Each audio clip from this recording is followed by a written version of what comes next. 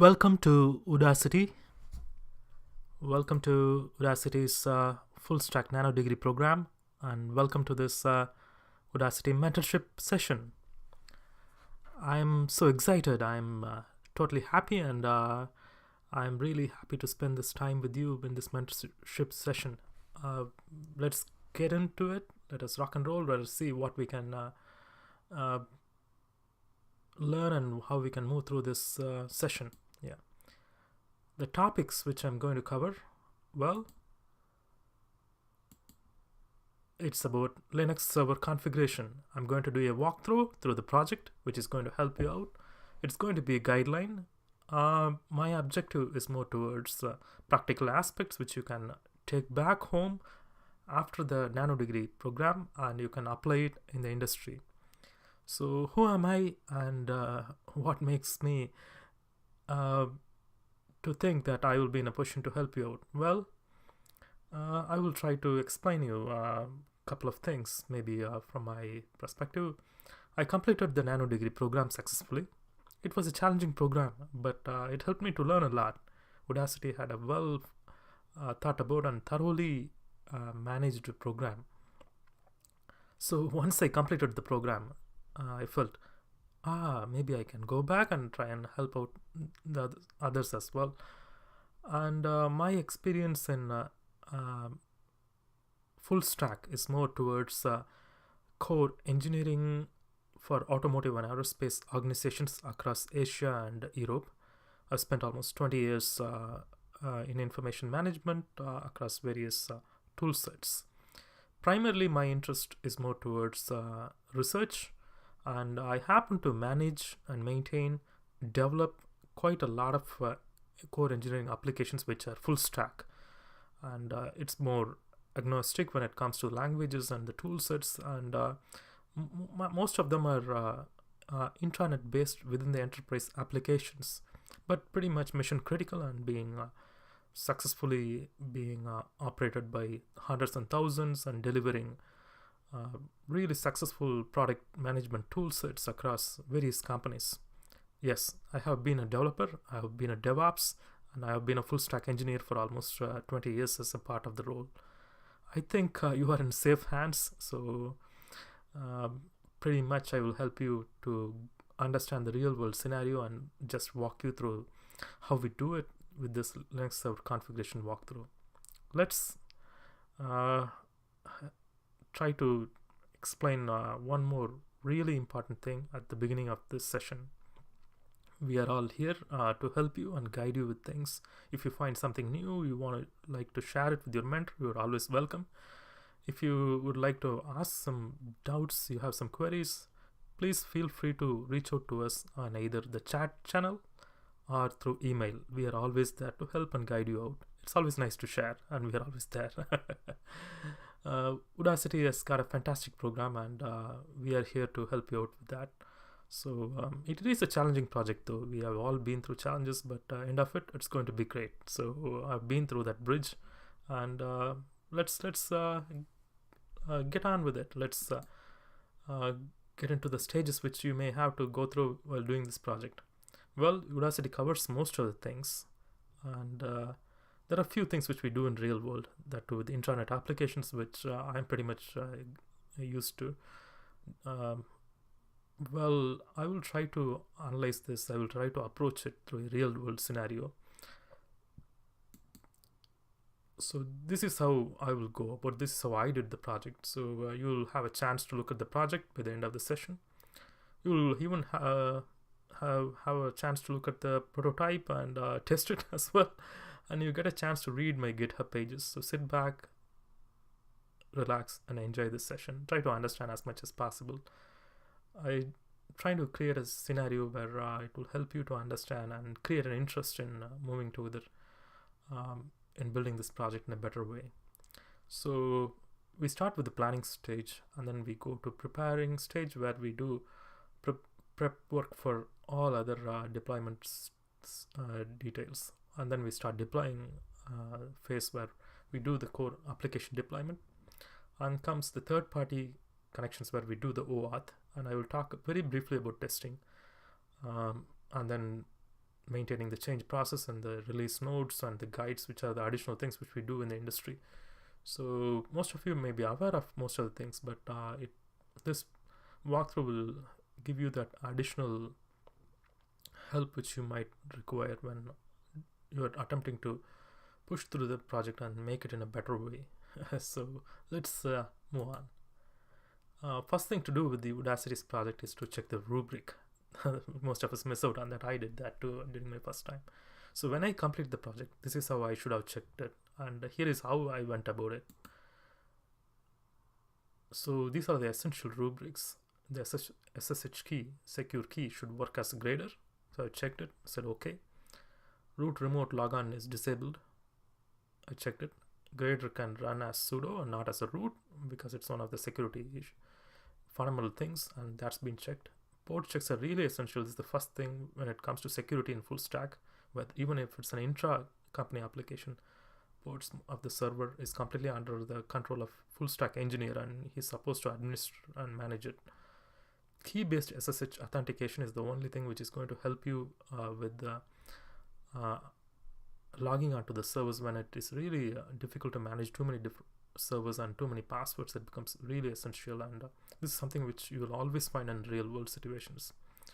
Ubuntu updates and upgrades are done. That has to be checked, and that's one of the security baselines which you should always do, and it's one of the DevOps ops part where it regularly comes up once in a month or once in a couple of months. It depends on the OS which you use and any security issues which come up time to time. And then using a non-default port is really key. It is not just a security issue with intranet applications, but also with intra-company applications, where you might be the administrator and somebody else might try to administrate when you are not there, or somebody might end up doing things which may not be really required, and they might belong to some other teams with the access to the same server. For example, a OS team, application team, a special projects team. So it's always better to have a non-default port for SSH. Web server application should respond on 80 because that's how the client connects, and that has to be standardized, and we got to check that as well. Database is a separate tier itself, and database management is usually done by a database administrator, but DevOps covers most of the parts when an application is database intensive. Some of the applications which I used to manage, I had situations where I took the database under control because database was so intensive and it was more application centered. Same with some other applications where the web server was application centric. I had to take the entire server into the control of application DevOps rather than to the middleware, or rather than to the DB administrator. It's primarily kept under their ownership and control. So there are better ways of managing the application for the users, end users, and the business, and this seemed to be the better way, and that's how we ended up doing it, and it's been pretty much successful. Web server has been configured to item catalog application as a WSBig app. We will look at the configurations of WSGI app. The README file for all this is included in the GitHub repo, so you don't have to take any notes. You can sit back and relax, and you can look at the IP address URL information. You need to provide all those things for the grader to check on the summary of the configurations. So everything is there. You got to sit back, relax, and try to understand what we've done with this. First is the planning stage. We don't talk much about it, but that is really essential because you have to decide on where you are going to host. You need to have the application architecture right hand when you start an intra-company project. So you got options like Amazon AWS, Amazon Lightsail. What makes the difference? What's the cost? How many users are going to use it? And what are the resources required? How many virtual machines are required? And how we're going to maintain it, manage it? What's the life cycle cost becomes key. Those things come up when you are doing a project for an enterprise. So I just wanted to mention it. You may sometimes even want multiple VMs to check multiple configurations and select one. As a DevOps engineer, you must be aware of it about the real world situation.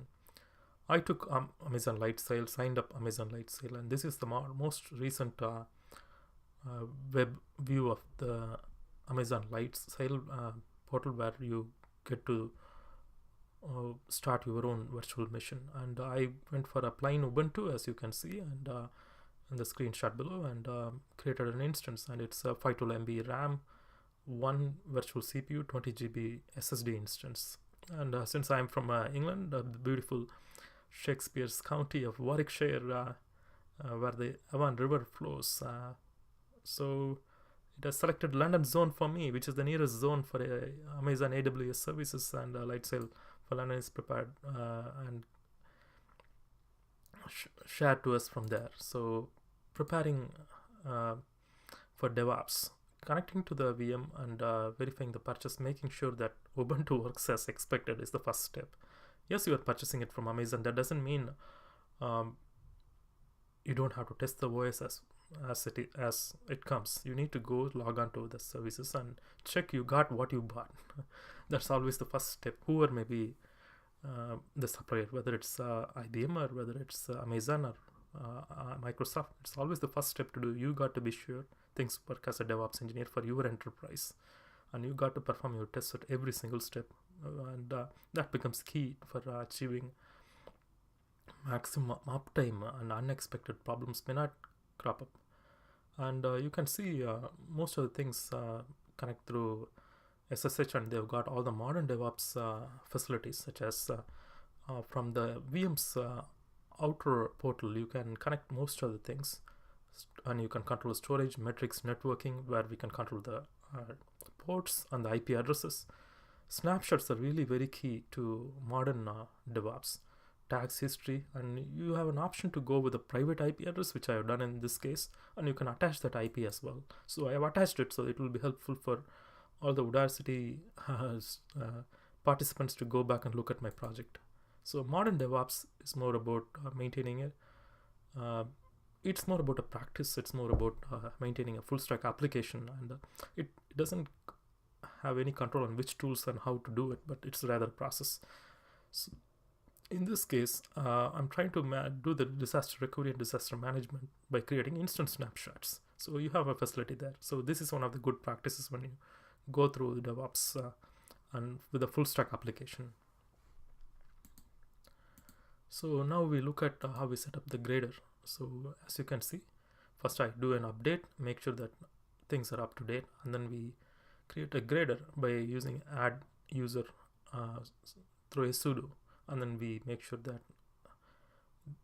etc host is edited, and the loopback issue is resolved through that. I decided to attach an Amazon static IP. It's provided 5 static addresses for free, so I decided to do that. And after that, we make a key pair. We all know how private key and public key works, and we copy the key pair, make sure from our local machine we could connect to the Amazon Lightsail without a passwordless logon. It reduces most of the headache, and it's much more secure. And we disable the password logon as well. And once that is done, we start. First thing to do before deploying the application is to prepare the environment. And deployment starts when you start preparing the virtual environment, because everything in Python it's much easier to manage when you have a virtual environment. You do a pip freeze at the end, and you get all the dependencies at the list. So you install Python pip, and then you install Flask, and you install Apache as well. So Apache is already there, so we'll look at the configurations now. So Apache configurations, as you can see, you got to go to the catalog configuration file, and then you will find you will need to update server names and server alias as well, and you can update server admin email address there as well. So that pretty much covers it. You can look at move further and go to the next tier, which is the database tier. And database tier can be set up in the same server. It can be scaled to a different server if you want to scale up, if you expect it to be scaled up. So we do the database setup, and then we do the third-party OAuth, which is pretty much critical. And OAuth through Google is something which I tried, and I have explained how I did authorized JavaScript origins and authorized redirect URLs. Once it is done, you can do the testing, and here is the result. As you can see, I verified OAuth through a JSON viewer front before doing it, and you get to know all the dependencies by doing a pip list and then a Linux package list according to the rubric, and then you update the server, and then that's it. You submit your project, and that pretty much covers it. Thank you. We are all here to help you out, and